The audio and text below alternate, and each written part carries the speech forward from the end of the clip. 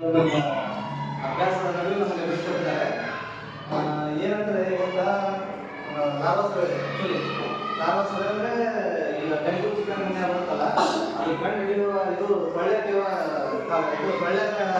ಕಡಿಮೆ ಮಾಡೋ ಸಂಬಂಧ ನಾವು ಲಾಭ ಉತ್ಪತ್ತಿ ಕಾರಣವನ್ನು ಕಡಿಮೆ ಮಾಡ್ತಿರ್ತೀವಿ. ನೋಡಿ ಎಲ್ಲ ಚೆಕ್ ಮಾಡಿ ಅದ್ರ ಜೊತೆಗೆ ಇವತ್ತು 3 ದಿನಗಳ ಕ್ಷಯರೋಗದ ಇದೆ.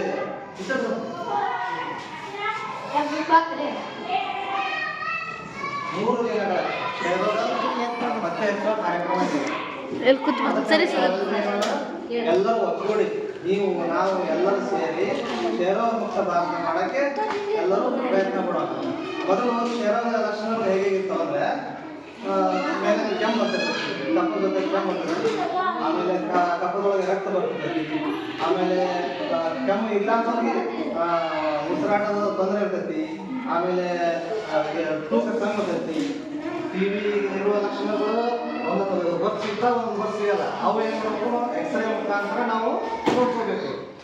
ಮನೆಯಲ್ಲಿ ಯಾರ್ಯಾರು ಶುಗರು, BP ಮತ್ತು HB ಕಮ್ಮಿ ಇದ್ದವರು ಫುಲ್, ಆಮೇಲೆ BMI ಅಂದ್ರೆ ಬಾಡಿ ವೇಟ್ ಹೆಂಗಿರ್ಬೇಕಲ್ಲ ಅದ್ರದ್ದು ಕಮ್ಮಿ ಇತ್ತಂದ್ರೆ 18 ಪಾಯಿಂಟ್ ಕಮ್ಮಿ ಇತ್ತಂದರೆ ಅವ್ರನ್ನೂ ಚೆಕ್ ಮಾಡಬೇಕು. ನಾವು ಬೆಳವಣಿಗೆ ಕುಂದುತ್ತಾ ಇರ್ತೈತಿ, ಅವ್ರಿಗೆ ಸರಿಯಾಗಿ ಊಟ ಮತ್ತು ಸರಿ ಇರಲ್ಲ, ಮೇಲೆ ಅವ್ರಿಗೆ ತೊಂದರೆ ಇರ್ತಾವೆ.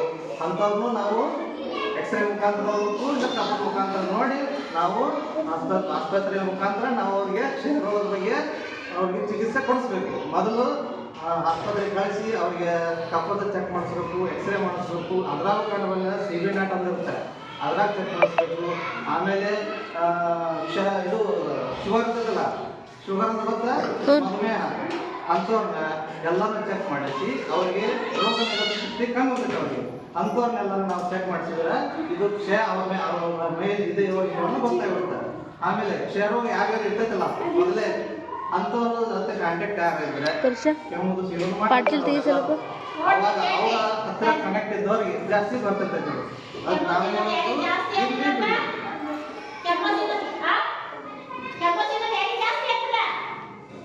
ಶುಗರ್ ಇದೆ ನಿಮ್ಗೆ ಅರ್ಥ ಆಗಿದ್ರೆ ನಾ ಕನ್ನಡ ಸ್ವಚ್ಛ ಹೇಳ್ತೀನಿ. ಕ್ಷಯ ಅಂತ ಹೇಳಿ ಇದು TB ರೋಗ.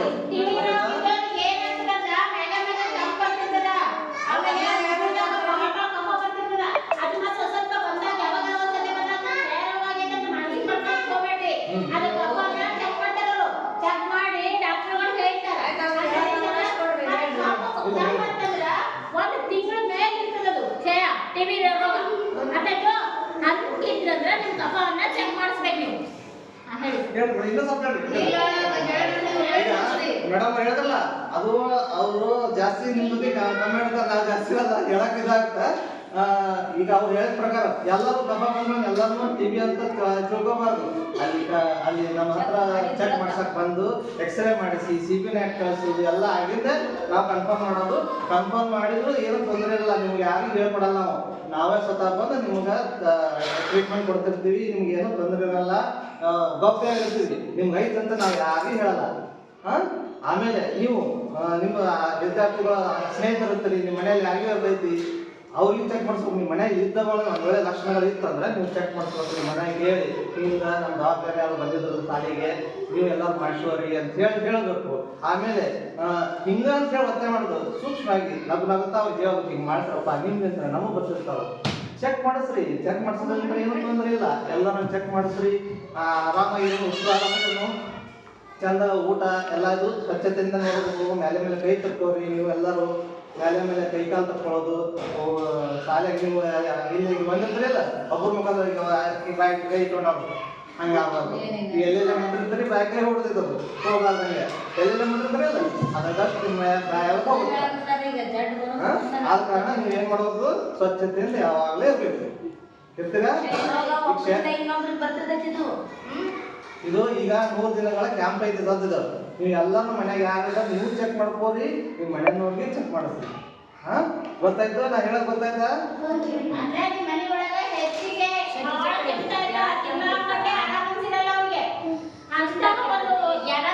ಕಂಡು ಬಂದ್ರೆ ಅವ್ರಿಗೆ ಕರ್ಕೊಂಡು ಹೋಗ್ಬಿಟ್ಟು ಅವ್ರ TB ಅದ ಅದಕ್ಕೆ ಚೆಕ್ ಮಾಡ್ಸಕ್ ಕರ್ಕೊಂಡು ಹೋಗ್ತೀವಿ ಅಂತ ಅನ್ನಕ್ ಹೋಗ್ಬೇಡ್ರಿ. ಅವ್ರಿಗೆ ಇಲ್ಲ ಸ್ವಲ್ಪ ಚೆಕ್ ಮಾಡಿಸ್ಕೊಂಡ್ ಬರ್ರಿ, ಹೋಗಿ ದವಾಖಾನೆಗೆ ಅಂತ ಹೇಳ್ತೀವಿ. ಈಗ ಹಂಗ ಬಿಟ್ಟೆ ಅಂತಂದ್ರ ಭಯಂಕರ ದೊಡ್ಡ ರೋಗ ಬರ್ತದ ಅಂತ ಹೇಳಿ ಸಮಾಧಾನ ಹೇಳ್ಬೇಕು. ಮತ್ತೆ ಟಿವಿ ಅಂತ ಹೇಳ್ಬೇಕು. ಮತ್ತೆ ನಿಮ್ಮ ಅಪ್ಪ ಅಮ್ಮ ತಿಳುವಳಿಕೆ ಇದ್ದವ್ರಿಗೆ ಹೇಳಿ. ಇಲ್ಲಿಗ ಏನ್ ಮಾಡ್ರಿ ಗೊತ್ತಾ, ಒಟ್ಟು ಚೆಕ್ ಮಾಡಿಸ್ರಿ ಅಂತ ಆಟ ಹೇಳ್ರಿ. ಮಾಡಿಸ್ರಿ ನೀವು ನಮ್ಮ ಒಳ್ಳೆಯ ಬೆಳೆಸ್ರಿ. ನೀವು ತಂದೆ ತಾಯಿ ನೀವು ಯಾರು ತೊಂದರೆ ಮಾಡಬಾರ್ದು. ನಮ್ದು ಆರಾಮ್ ಇಟ್ಕೊಳ್ಳಿ, ನೀವು ಚಂದ ಇಟ್ಕೊಳ್ಳಿ. ಈಗ ಸಿಗರೇಟ್ ಸಿಗ್ತಂತ ನಿಮ್ಮ ಮನ್ಯಾಗ ನೀವು ಹೋಗಿ ಅವ್ರು ಸಿಗರೇಟ್ ಕೊಡ್ತಿರ್ತಾರೆ ಒಬ್ಬೊಬ್ರು. ತಂದೆ ತಾಯಿ ಮಾಡ್ತಿರ್ತಾರೆ ಅದು ಆಗಬಾರ್ದು. ನೀವು ಅವ್ರಿಗೆ ಬುದ್ಧಿ ಹೇಳ್ಬೇಕು, ಇಂಥ ಮಾಡ್ಬೇಡ್ರಿ. ನಿಮ್ಲಿಂದ ನಮ್ಗೆ ರೋಗ ಬರ್ತಾವ ಅಂತ ಹೇಳ್ಬೇಕು ನೀವು. ಮತ್ತೆ ನೀವು ಏನ್ ಮಾಡ್ತೀರಿ, ಮನೆಯೊಳಗ ಒಬ್ಬರ ಹೆಸರ ಒಬ್ಬರು ತಿಂತಾ ಇರ್ತೀರಿ. ಮತ್ತೆ ನೀರು ಸರಿ ಬಾಳ ಹೆಚ್ಚು ಕುಡಿತಿರ್ತೀರಿ, ಅದಾಗ ಎದ್ದಿರ್ತೀರಿ, ಅದನ್ನ ಎಲ್ಲಾರು ಕುಡಿತಿರ್ತೀರಿ. ಅದ್ರಿಂದ ಏನಂತಾವು ರೋಗಗಳು ಪ್ರಸಾರ ಆಗ್ತಾವು. ಬ್ಯಾಕ್ಟೀರಿಯಾ ವೈರಸ್ಗಳಿಂದ ರೋಗಗಳು ಪ್ರಸಾರ ಆಗ್ತಿರ್ತಾವು. ಅದಕ್ಕೆ ಮನೆಯೊಳಗ ಆರೋಗ್ಯ ಇಲ್ಲಾರ್ದವ್ರು, ಆರೋಗ್ಯ ಸರಿ ಇಲ್ಲಾರ್ದವ್ರನ್ನ ನೀವು ಮ್ಯಾಗ ಸ್ವಲ್ಪ ಕಾಳಜಿ ತಗೊಂಡು ಹೇಳಿ. ನೀವು ಹೇಳಿದ್ರಂದ್ರೆ ಅವ್ರು ಭಾಳ ಚಂದ ಮಾತು ಕೇಳ. ನಮ್ಮಂತವ್ರು ಅವ್ರಂತವ್ರು ಹೇಳಿದ ಮಾತು ಕೇಳಲ್ಲ. ಮಾತ್ರ ನೀವು ಹೇಳಿದ್ರಂದ್ರೆ ತನ್ನ ಪೇರೆಂಟ್ಸಿಗೆ ಭಾಳ ಚಂದ ಮಾತು ಕೇಳ್ತಾರೆ.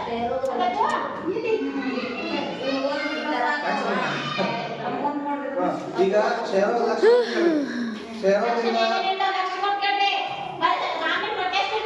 ನೋಡಿದೆ 2 ವಾರಕ್ಕಿಂತ ಅದಕ್ಕಿಂತ ಮೇಲ್ಪಟ್ಟು ಸತತವಾದ ಕೆಮ್ಮು ಮತ್ತೆ ಜ್ವರ, ಅದರಲ್ಲಿ ಸಂಜೆ ವೇಳೆ ಜ್ವರ ಬರ್ತದೆ, ಕೆಮ್ಮು ಜ್ವರ ಇರುತ್ತೆ. ಆಮೇಲೆ ಎದೆಯಲ್ಲಿ ನೋವು ಉಂಟಾಗುವುದು, ತೂಕ ಕಡಿಮೆ ಆಗುವುದು, ಹಸಿವಾಗದಿರುವುದು, ಕಫದಲ್ಲಿ ರಕ್ತ ಬೀಳುವುದು ಮತ್ತು ಕಂಕಳದಲ್ಲಿ ಗಡ್ಡೆ ಆಗ್ತಾವ. ಇಲ್ಲೆಲ್ಲ ಗಡ್ಡೆ ಆಗ್ತಿರ್ತಾವ.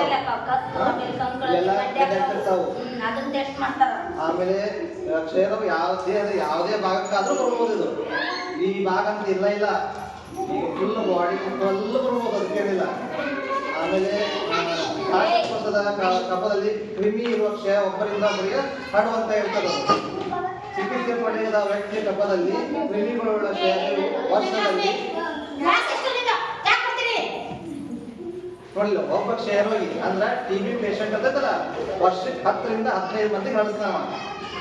ಈಗ ನನಗಾಯ್ತಂತೆ ಬೋಲಿ, ನಾ ಕೆಮ್ಮುದು ಶುರು ಮಾಡಿದ್ರೆ 10 ರಿಂದ 15 ಮಂದಿ ಹರಡ್ತಿದ್ದದು. ರೋಗ ನಿರೋಧಕ ಶಕ್ತಿ ಯಾರು ಕಮ್ಮಿ ಆಗ್ತದಲ್ಲ ಅವ್ರಿಗೆ ಜಾಸ್ತಿ ಆಗ್ತದೆ.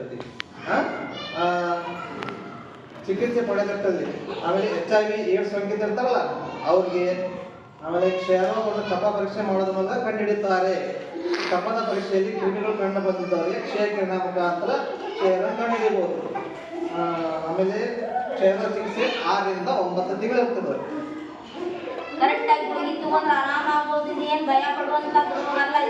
ಕ್ಷಯರೋಗದ ಚಿಕಿತ್ಸೆ ರಾಜ್ಯದ ಎಲ್ಲ ಸರ್ಕಾರಿ ಆರೋಗ್ಯ ಸಂಸ್ಥೆಗಳಲ್ಲಿ ಉಚಿತವಾಗಿ ಇರುತ್ತದೆ. ನೀವು ಪ್ರೈವೇಟ್ ತಗೊಂಡ್ರು ನಮ್ಗೆ ತಿಳಿಸಿದ್ರೆ ಫ್ರೀ ಆಗಿ ಕೊಡಿಸೋ ವ್ಯವಸ್ಥೆ ಮಾಡಿಸ್ತೀವಿ ನಾವು. ನಿಯಮಿತವಾಗಿ ನಿಗದಿತ ಅವಧಿಗಳ ಚಿಕಿತ್ಸೆ ಪಡೆಯುತ್ತಾರೆ. ಸಂಪೂರ್ಣ ಕ್ಷಯರೋಗ ಗುಣಮುಖವಾಗುತ್ತದೆ. ನೀವು ಅರ್ಥ ಮಾಡಲ್ಲ, ಈಗ 2 ದಿವಸ ತಗೊಂಡು 3 ದಿವಸ ಬಿಡಬಾರ್ದು, ಕಂಟಿನ್ಯೂ ತಗೋತಾ ಇರೋ ಅರ್ಧ 6 ತಿಂಗಳು ಕ್ಷಯರೋಗ ಅದೆಲ್ಲ ಪತ್ತೆ ಹಚ್ಚೋದು ಎಲ್ಲ ಸಂಪೂರ್ಣ ಉಚಿತ ಇರುತ್ತೆ. ಯಾವುದೇ ರೊಕ್ಕ ಇರಲ್ಲ. ನೀವು ಪ್ರೈವೇಟ್ ಹೋದ್ರೆ ನಮ್ಗೆ ತಿಳಿಸಿದ್ರೆ ನಾವು ಫ್ರೀ ಮಾಡಿಸ್ಕೊಡ್ತೀವಿ. ನೀವು ಒಟ್ಟ ರೊಕ್ಕ ಐತಿ ನಾವು ಹೊರಗೆ ಹೋಗಿ ಇದು ಮತ್ತೊಬ್ರಿಗೆ ಗೊತ್ತಾಗುತ್ತೆ ಅಂತ ಅಂದ್ಕೊಳ್ಳೋದು ಬೇಡ. ಪ್ರೈವೇಟ್ ಹೋದ್ರೆ ನೀವು ನಮ್ಮ ಹತ್ರ ಬಂದು ಹೇಳಿದ್ರೆ ನಾವು ಅವ್ರಿಗೆ ಹೇಳ್ತಿರ್ತೀವಿ.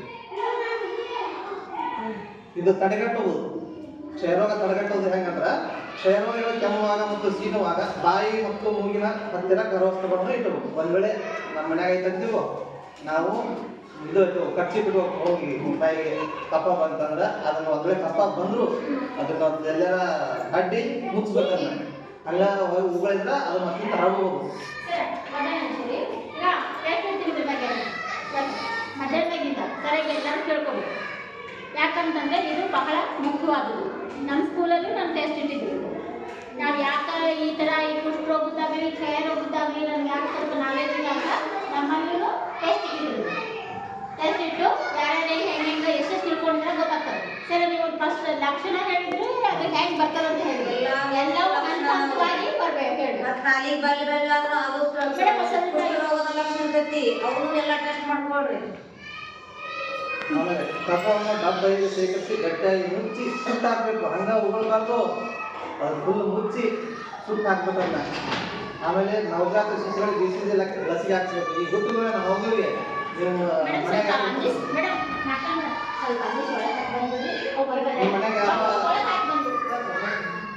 ನಿಮ್ಮ ಮನೆಗೆ ಯಾರು ಈಗ ಡೆಲಿವರಿ ಆಗಿರ್ತೈತಿ, ನಿಮ್ಮ ಅಕ್ಕ ತಂಗಿ ಯಾರೋ ಒಂದು ಮನೆಯಾಗ ಡೆಲಿವರಿ ಆಗಿರ್ತೈತಿ.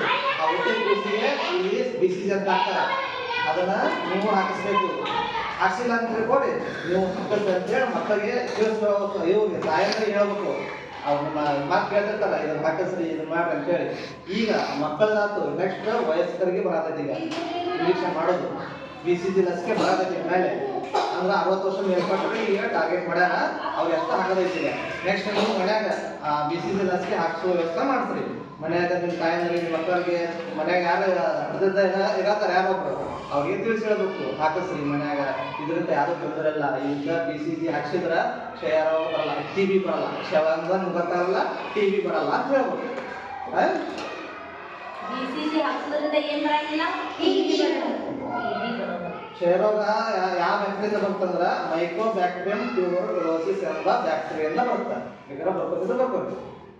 ಕ್ಷಯರೋಗ ಯಾವ ಇದರಿಂದ ಬರುತ್ತೆ? ಮೈಕೋಬ್ಯಾಕ್ಟೀರಿಯಂ ಟ್ಯೂಬರ್ಕ್ಯುಲೋಸಿಸ್ ಎಂಬ ಸೂಕ್ಷ್ಮ ರೋಗದಿಂದ ಬರುತ್ತದೆ.